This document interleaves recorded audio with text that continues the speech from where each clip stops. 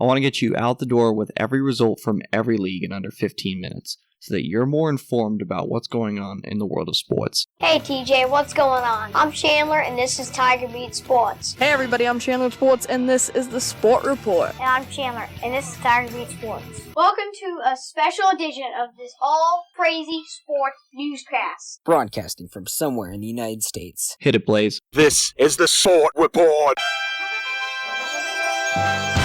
Saturday, June 1st, 2019. Hey everybody, I'm Chandler with Sports, and this is the Sport Report. It's time to get you caught up on what's happening in the world of sports. This is Top of the Order. In a year that has been so improbable, the impossible has happened. This is Top of the Order. Our top story comes from Major League Baseball. It was the only event on for the sports world, aside from the World Cup of Cricket, which we'll get to in a brief moment. Our top story comes from the entirety of Major League Baseball because 1,135 homers were hit in the month of May, which is an MLB record. Vladimir Guerrero Jr. hit the 1,120th homer of the month to break the record earlier in the night. 15 more homers occurred, and the final total was 1,135. As we said, a new record for Major League Baseball in a given calendar month. Why is that significant? Because over the last few years, home runs seem to be going up and up and up, and pitchers continue to say that the balls are juiced, when as a matter of fact, they're not. At least there is no proof that they're not. Regardless, more homers should mean more fans going to games because games are getting more exciting. But according to a stat that came out this past week, attendance is down 1.5%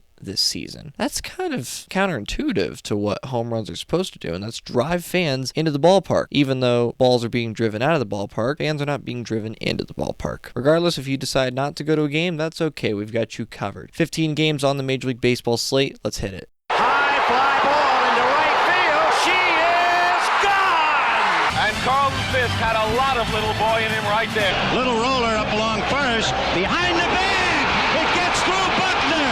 Here comes Knight, and the Mets win it. Touch 'em all, Joe. Home run! Mike Piazza! Jeter backhands from the outfield grass. Got it! Man, what a play! Now from Major League Baseball.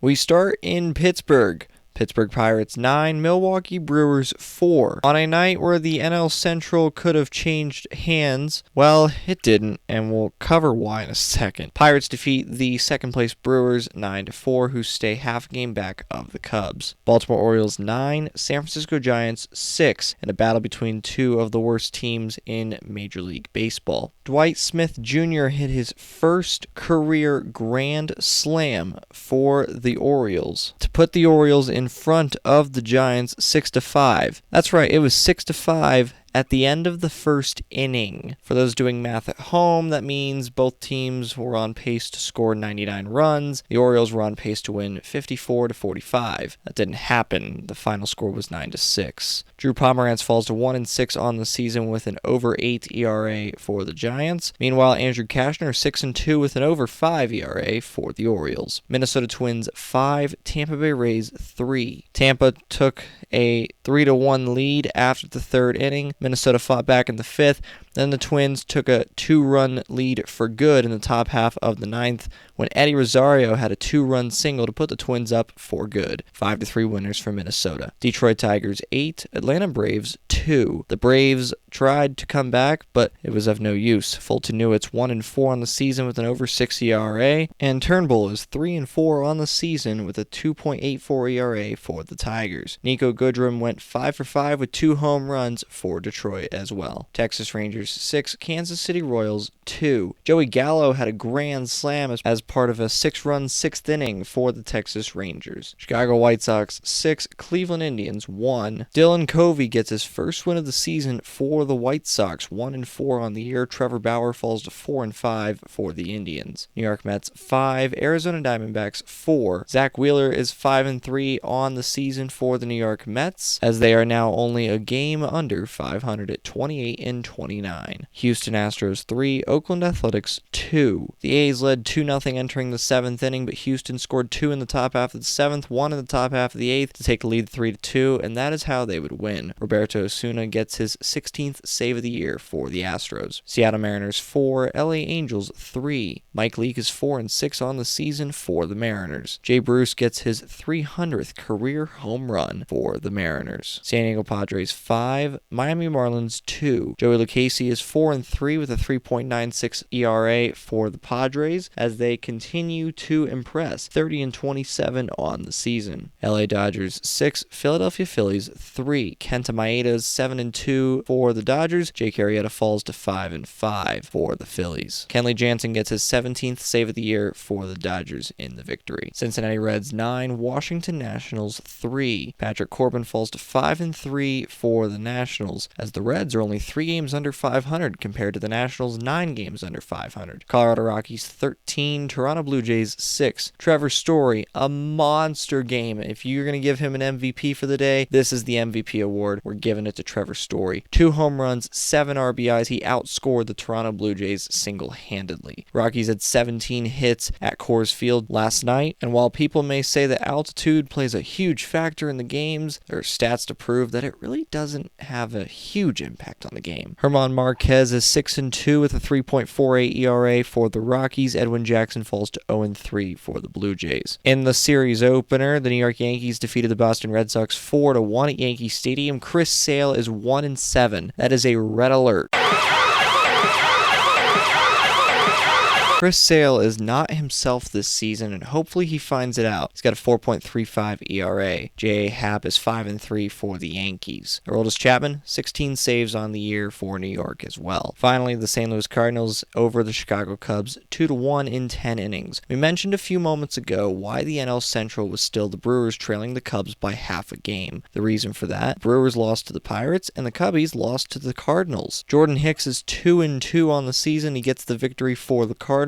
That man throws triple digits like no one else in the league. Yu Darvish had a great start for the Chicago Cubs. 6 innings, 1 earned run, 3 walks, and 6 Ks for Darvish. Meanwhile, Mike Michaelis, 7 innings, an earned run on 6 hits, 2 walks, and 3 strikeouts for the St. Louis Cardinals. The Cricket World Cup, as we mentioned, is going on in the United Kingdom right now. England won the first match of the tournament 2 nights ago. West Indies defeated Pakistan yesterday by 7 wickets. For those who do not understand cricket, wickets are like outs in baseball. You get 10 outs for every innings that you play, and you play 2 innings, you're trying to score more runs than the other team. England defeated South Africa by 104 runs on Thursday. Today, New Zealand will play Sri Lanka, and Afghanistan will play Australia. Those will be matches 3 and 4 out of 48 in this ICC World Cup, with the final taking place on July 14th. Finally, in golf, Tiger Woods shot an even par 72. He is 2 under for the tournament, 7 shots back of a trio of leaders. Jordan Spieth, that is not a typo. Jordan Spieth is in 4th place at 8 under par. For those who are wondering why we're putting a lot of emphasis on Spieth, well, Spieth's golf game has taken a turn for the worse, kind of like Rory McIlroy after the 2010 Masters. Spieth just hasn't found his rhythm. Well, in the last couple of weeks, he has, and it has shown that he has found his rhythm. Could Spieth pull off the victory at the Memorial Tournament at Jack's Place? It's possible. Does Tiger have a comeback in him, or will somebody take the victory out of the Memorial Tournament? We'll find out over the weekend. Today is moving day. Who's going to move up the leaderboard? We'll have to wait and find out. Finally, before we go, we'd like to mention Game 3 of the Stanley Cup Final between the Boston Bruins and the St. Louis Blues will take place in St. Louis tonight, 8 p.m. Eastern on NBCSN. The winner will take a 2-1 series lead in the Stanley Cup Final. First Stanley Cup Final game in St. Louis in 49 years. That city's going to be electric with the Cubs in town for the Cardinals, and then the Bruins in town for the Stanley Cup Final with the Blues. The Blues will try to get their first home win in the Stanley Cup Final. That'll be an interesting game. Game 2 of the NBA Finals will be tomorrow night, Sunday, June 2nd at 8 p.m. Eastern on ABC. Golden State trails in the series 1-0. That's the Sport Report for Saturday, June 1st, 2019. For now, I'm Chandler. Thanks for tuning into the Sport Report today. We'll be back tomorrow with the latest in sports. Do you want to contact Chandler Sports or members of the Sport Report team? Visit sportreportcws.com sportreport.com. This podcast is copyrighted by the Sport Report for viewers to understand sports from a news reporting basis. Any other use of this podcast, Sport Report logos, or anything associated with this podcast without the express written consent of Channel One Sports is strictly prohibited.